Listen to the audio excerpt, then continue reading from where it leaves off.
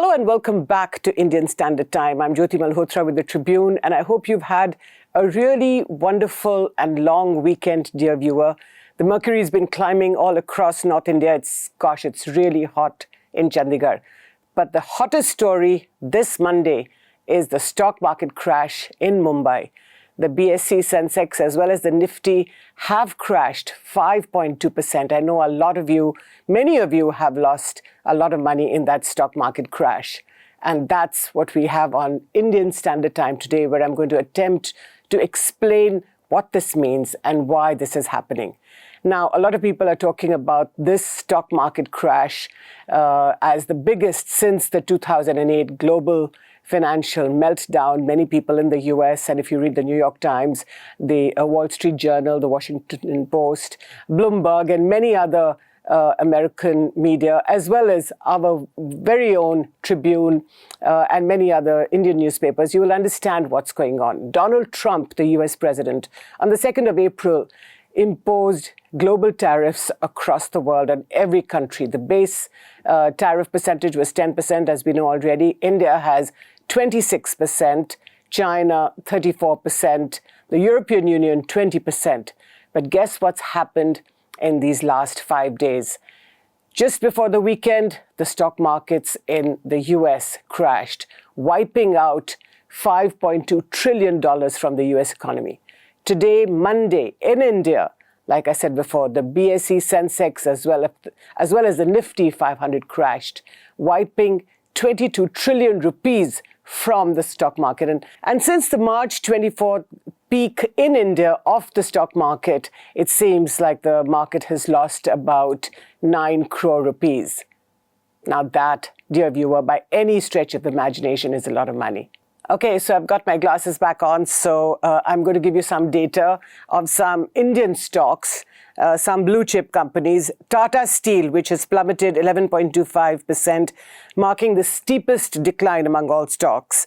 Tata Motors follows with a sharp drop of 8.2%. Tech Mahindra tumbled 6.7%. Even Infosys and HCL Tech rounded up the top 5 losers, both sliding 6%. And I've taken some of this data from the Business Standard, which goes on to say that there was not a single gainer in sight across the BSE Sensex. Just to look at some of the international stock market indices, Tokyo's Nikkei 225 index lost nearly 9%. In fact, the Japanese futures were suspended due to the market hitting circuit breakers. Hong Kong's Hang Seng index lost 12%, and we know that Hong Kong is very much part of China. So let's see how that's going to impact the Chinese economy. And just as a reminder, dear viewer, the Chinese have imposed 34% tariffs back on the Americans. Taiwan, a hub for global technology, stocks were clobbered nearly 10%. South Korea tumbled more than 5%. Now, what the Chinese have also done is, apart from imposing a 34% tariff on all US imports, they have also restricted the exports of 7 types of rare earth minerals. And what that means, dear viewer, is that this iPhone or the smartphone that you hold in your hand, a lot of this is manufactured from the blue chip inside, the stuff that's inside this very slim phone that you hold in your hands. Some of that comes from these rare earths that very few countries in the world have, and amongst them is China. Of course, it had to be China. So what the Chinese have done is that they have imposed export bans or export controls on the export of these rare earths to the US. So what has been the reaction here in India? And I'm going to quote you again 2 market experts. The first, Ruchit Jain, the head of technical research at Motilal Oswal Financial Services, and he says, wait and watch. And guess what? That's the exact sentiment from Dr. V.K. Vijay Kumar, who's the chief investment strategist, Geojit Financial Services, who said no one has a clue about how this turbulence caused by Trump's tariffs is going to play out. So wait and watch. So that, dear viewer, is the sentiment this Monday. Wait and watch and perhaps pray. So let me explain to you now.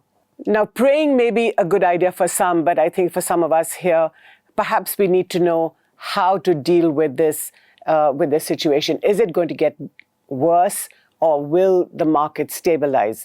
Obviously, the jury is out on the question, but there are a couple of straws in the wind which I would urge you to consider. The first is the Chinese reaction themselves. Apart from imposing the 34% tariffs, actually the Chinese are being quite cautious. They understand how this is going to play out and how this could damage China even further. So what they are doing is that, and this is from the People's Daily, which is a newspaper, it's the Communist Party of China organ, the newspaper, which is saying that we have to play this carefully and cautiously. Moreover, some of the Chinese researchers in think tanks in China who have been critical of China's response to the Americans have been censored. So clearly the Chinese are being quite careful. If that happens, if the Chinese seek a deal with the US, which is what Trump is hoping will happen, certainly Xi Jinping, the Chinese president, is not going to go to the US. We know that Prime Minister Narendra Modi went a month or so ago, a couple of months ago. But if there is a possible deal in the works between US and China, then I think that some of this stability or this bloodbath could stabilize. And that will, of course, be the best thing for the rest of the world. Now, the question is, what happens in India? What is the Indian government planning to do? Now, over the last few days, over the weekend, senior government officials, senior Government of India ministers have been speaking to the media, including to the Tribune. My colleague in Delhi, Aditi Tandon, who is the chief of bureau of the Tribune, she has met various people, and some of my other colleagues are also meeting people in the government in Delhi, and they have been reassuring these journalists that India indeed does have a strategy.